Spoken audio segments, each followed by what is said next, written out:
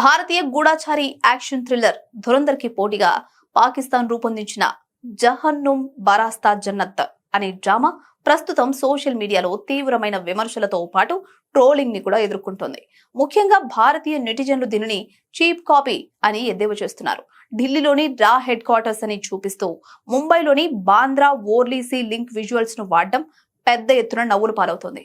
ఇందులో నటులు మాట్లాడే హిందీ యాస చాలా కృత్రిమంగా ఉందని, భారతదేశంలో ఎవరు అలా మాట్లాడరని వీక్షకులు విమర్శిస్తున్నారు.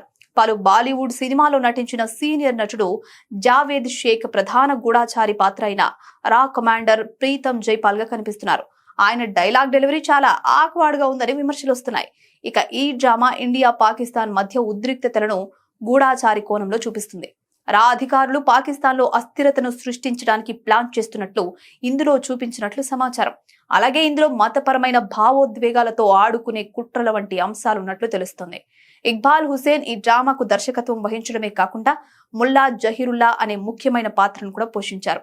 ధురంధర్ లాంటి హై బడ్జెట్ చిత్రాలతో పోల్చినప్పుడు దీని ప్రొడక్షన్ క్వాలిటీ చాలా నాసిరకంగా ఉందని, బి గ్రేడ్ సినిమాలా కనిపిస్తోందని విమర్శలు వస్తున్నాయి.